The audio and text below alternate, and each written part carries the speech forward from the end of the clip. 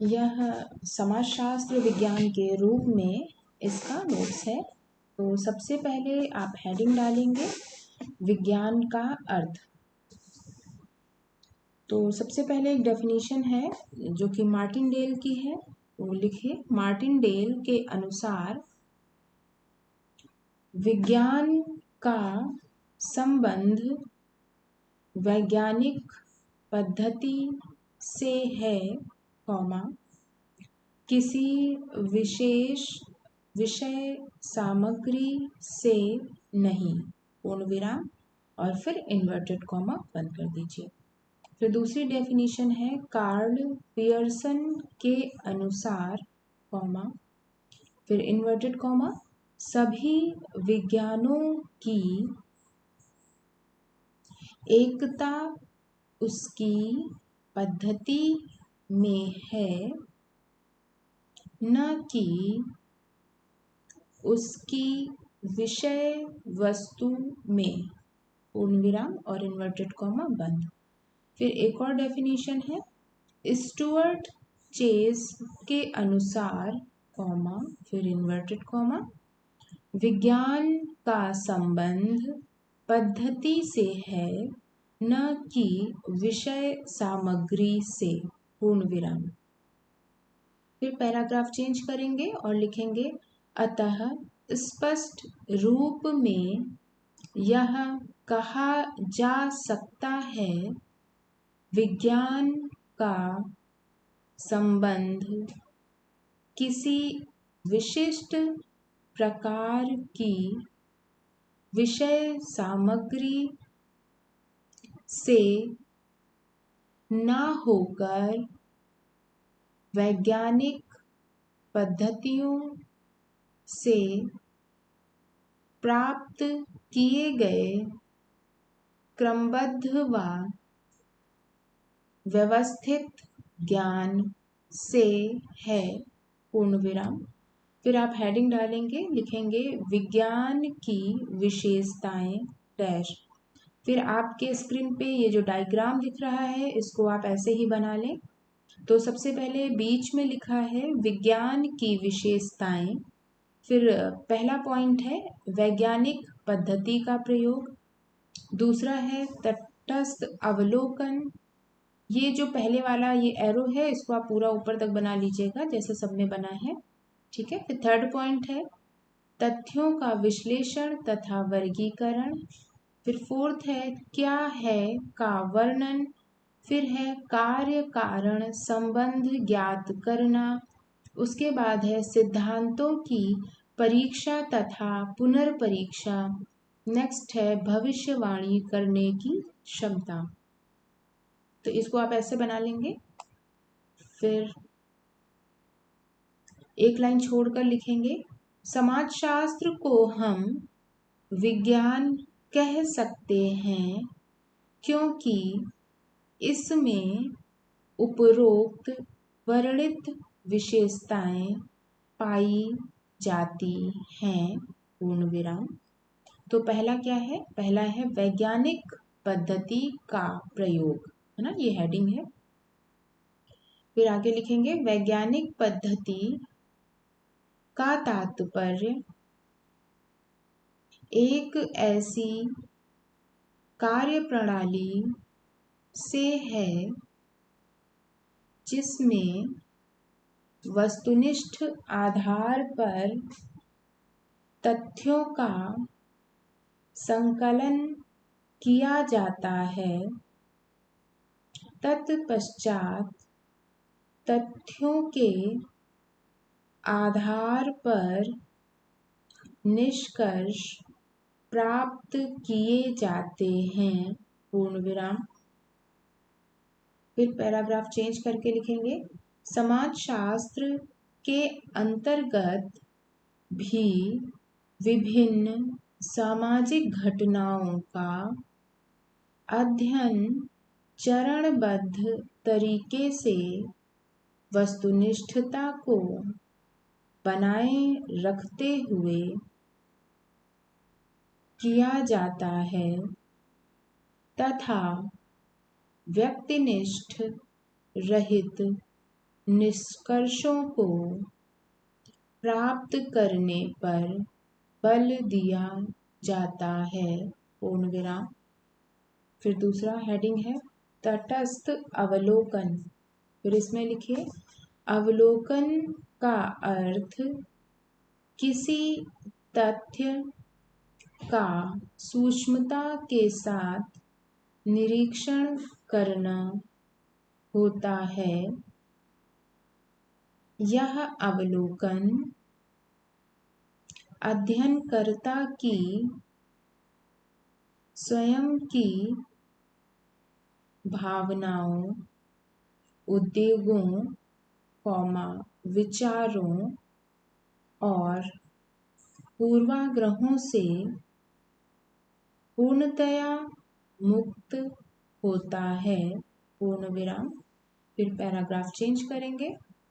समाज शास्त्र के अंतर्गत सामाजिक घटनाओं से प्राप्त तथ्यों का सूक्ष्मता के साथ परीक्षण किया जाता है तथा व्यक्तिनिष्ठता से दूर रहा जाता है, अर्थात तटस्थ होकर निष्कर्ष प्राप्त किए जाने पर मुख्यतः बल होता है।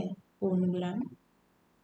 फिर थर्ड पॉइंट है तथ्यों का विश्लेषण तथा वर्गीकरण डैश। विज्ञान की एक प्रमुख विशेषता प्रत्येक तथ्य का सावधानीपूर्वक विश्लेषण करना तथा उन्हें समान प्रकृति वाले अनेक वर्गों में इस प्रकार विभक्त करना है जिससे तथ्यों की अनेक श्रेणियों का निर्माण हो सके। पूर्ण विराम।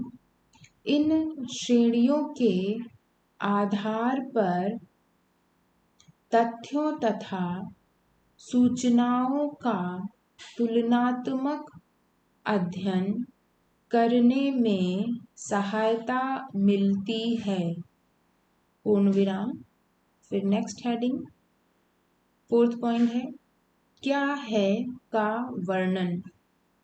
समाजशास्त्र के अंतर्गत वास्तविक घटनाओं की विवेचना की जाती है। पूर्ण विराम। समाजशास्त्र के अंतर्गत घटनाओं या तथ्यों का यथार्थ चित्रण प्रस्तुत किया जाता है जिस रूप में है ठीक वैसा ही उसका उल्लेख होता है, अर्थात मुख्यतः क्या है का उल्लेख किया जाता है। पूर्ण विराम। फिर नेक्स्ट हेडिंग है कार्य कारण संबंध ज्ञात करना। फिर इसमें लिखिए समाजशास्त्र के अंतर्गत घटनाओं, तथ्यों और विभिन्न समस्याओं के कार्य कारण संबंधों को जानने का प्रयत्न किया जाता है। पूर्ण विराम। इसके अंतर्गत यह माना जाता है कि प्रत्येक घटना के घटित होने के पीछे कुछ निश्चित नियम अथवा कारण कार्य करते हैं। पूर्ण विराम। जैसे कि कार्ल मार्क्स के वर्ग संघर्ष का सिद्धांत तथा दुर्खाइम के आत्महत्या का सिद्धांत कार्य कारण के सहसंबंध को स्पष्ट करता है। पूर्ण विराम। फिर नेक्स्ट पॉइंट है सिद्धांतों की परीक्षा तथा पुनर्परीक्षा। समाजशास्त्र भी अन्य प्राकृतिक विज्ञानों के समान अपने सिद्धांतों या नियमों की परीक्षा एवं पुनर्परीक्षा करने में समर्थ है। पूर्ण विराम।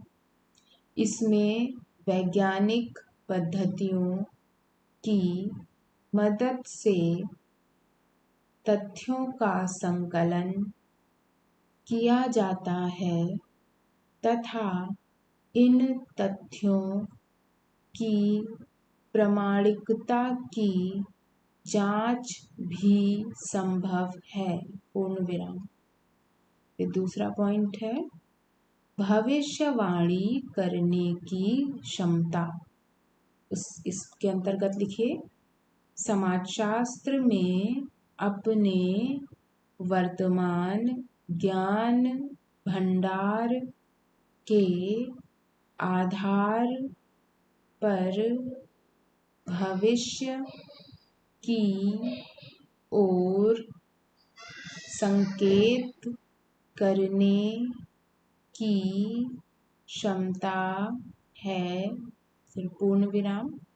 समाज में वर्तमान घटित परिवर्तनों की पृष्ठभूमि में यह भविष्यवाणी कर सकता है कि डैश भविष्य में सामाजिक व्यवस्था का रूप क्या होगा, कॉमा जाति व्यवस्था का स्वरूप कैसा होगा, कॉमा तथा परिवारों के कौन से प्रकार विकसित होंगे। पूर्ण विराम।